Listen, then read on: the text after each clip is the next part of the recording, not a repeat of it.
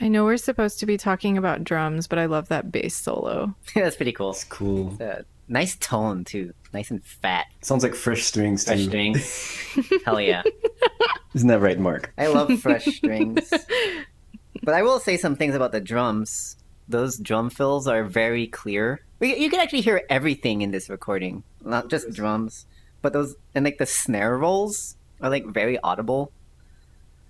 And everything hits hard, right? And yet there's still so many dynamics. Yeah. How so Oh, good. no, Martin Birch, man. Yeah, he wanted them to play loud. Yeah, and the organ, I think John Lord runs his organ through like a guitar amp, so there's like distortion on that end too. Oh.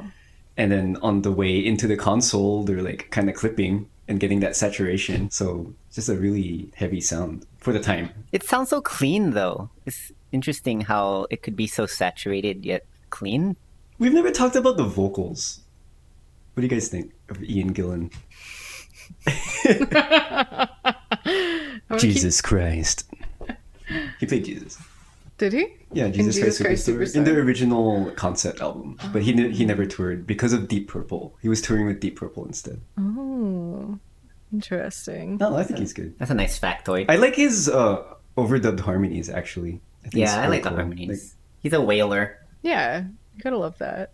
what do you really think? What do I- Nothing. We could edit this out. It's like I'm trying to think about how to say it. It's still got some of that 60s, you know, that retro 60s kind of like the zombies kind of vibe, but it's like they're speeding up and they're like making it heavier than that. You know what I'm saying? I think I know what you mean. It's like the quality of his voice or something. Is it like English people singing that way or something? Maybe, I don't know. But they've taken it a step further, and it's definitely a little more exaggerated and ridiculous. Kind of like one of the later tracks that we're going to listen to, Oh, Rainbow in the Dio. Dark. Like, his vocal style reminds me of Dio. Yeah, I think he's like proto Dio actually. Yeah. But I feel like Dio is more like polished about it or something. Yeah. So, I mean, I definitely find it a little funny. Well, all metal is funny though. And that's what I was gonna say. Like bringing it back to the theme of this episode. What makes this metal? And I was just gonna say, like, It might be the vocals. Yeah, I think over the top vocals is definitely a characteristic of metal music. So it makes sense that a band like this could be considered proto metal. Yeah. Yeah, it's super intense. Yeah, Yeah. I think the canon of metal, Ian Gillan is a big part of that. Yeah. Yeah. Well, there's two people named Ian in this band. Yeah. Wait, is it Gillan or Gillian? I think it's Gillan. I think it's a Gillan. We should probably say something about Richie Blackmore too. Oh yeah. Richie Blackmore wasn't always in this band. I think he might have been a founding member or like whatever, but this is really John Lord's band, the organ player. The organ. They've gone through like a bunch of different lineups throughout the years. And honestly, this is the only lineup I know. This album and Deep Purple in Rock are like the only albums I'm familiar with, to be honest. I want to actually, as a callback to our last episode about Billy Cobham, we never talked about the guitarist. His name's Tommy Bolin. He was a Deep Purple guitarist at some point. Oh, there's connections everywhere. Yes. I don't even know what albums. I've never even heard him play with Deep Purple. I don't know anything. Sorry. I just know trivia. Oh, Alfie wants to get out. Oh, I wanted to say some stuff about Rainbow. Okay. Since we're talking about Deep Purple, we should probably say something about Richie Blackmore. He's honestly not my favorite part of Deep Purple. I don't want to. I don't want to trash. Maybe that's my asshole quota for the. Okay, let's edit this all out. I think he's a bit of a wanker. I was gonna say it. I was gonna say it. This is my honest opinion. I like his solos on albums, but live, I feel like he's just like completely self-indulgent. Wait, the guitar player? Yeah. Oh. The guitar player. Okay. Richie Blackmore. I don't like his live improvised solos, but I like his recorded solos. Like Highway Star solo is amazing to me. Okay. I can't believe I'm going to say this, but I love guitar wankers. I love it too, but I don't think it's the style of wankery I like. I see. And I just want to, in comparison, talk about Tony Iommi. Okay. I feel the same way about him in early Black Sabbath. Oh, yeah. Okay. I liked his wanking in Heaven and Hell. Okay. Because he was like expressing himself. Yeah. But I feel like in early Black Sabbath, he was trying to be like Jimmy Page. Or like one up Jimmy Page or something. Another wanker. Back to Richie Blackmore for real though. Okay. So yeah, Richie Blackmore was not always in this band. He would start his own project called Rainbow. We considered adding a Rainbow song to this playlist, but decided to cut it for the sake of time. But Rainbow is very relevant in the canon of metal. In particular, I want to say something about their drummer, Cozy Powell. He was sort of a pioneer when it comes to double kick. He had 2 bass drums. One bass drum said Cozy, the other one said Powell. And maybe this could be some extra credit listening for you at home. Listen to the song Kill the King. That's metal drumming. That's metal drumming right there. And also in Rainbow was Ronnie James Dio, the singer. And we will talk more about Another over-the-top vocalist. Exactly. Yeah, we'll get there.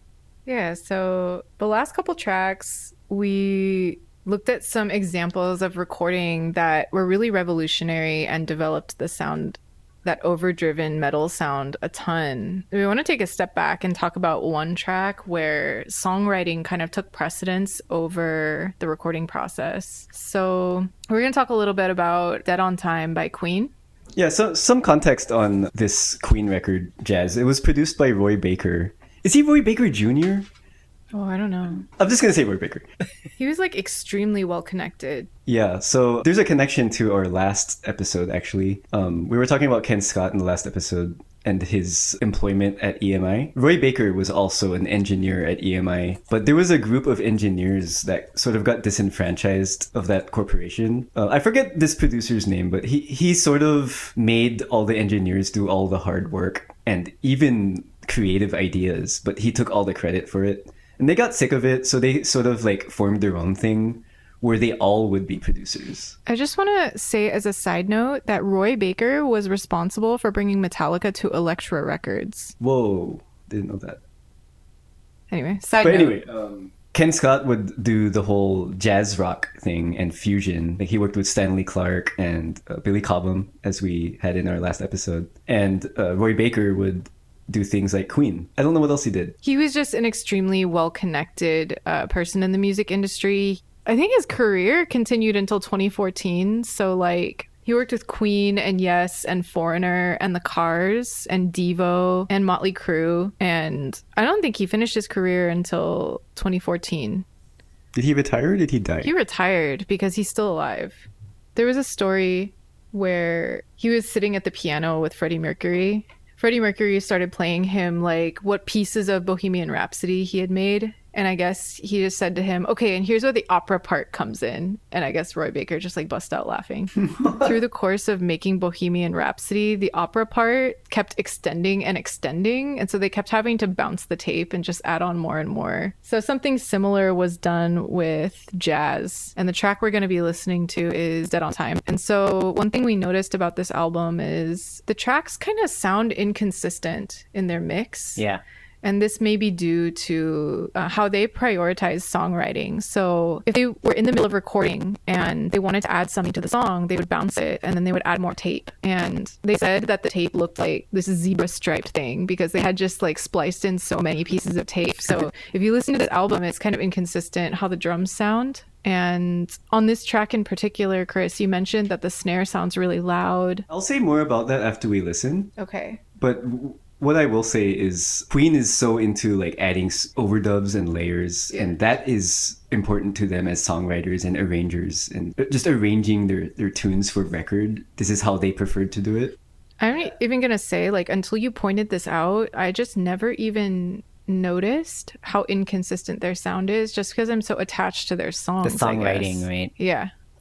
But also, like, we should note that this was 1978. This was before digital recording, so you can't just have like a million tracks. As many layers as you can. So Michelle mentioned bouncing earlier. So it's like, let's say you have like, you're limited to like 8 tracks or something, right? If you want to add more than 8 tracks, you got to consolidate all of those tracks into one track. Or stereo track or something or stereo like track that. or whatever. But then like you're kind of committed to a mix once you consolidate all of those tracks together. So you kind of hear it in the production of this album, since they kind of went crazy with all their layers of vocals and guitars. It sort of harkens back to the Beatles, actually. They did this a lot too. The Beatles only had 4 tracks for most of their career. I think by Abbey Road they had, and Let It Be, they had like 8 tracks. 8 tracks, yeah.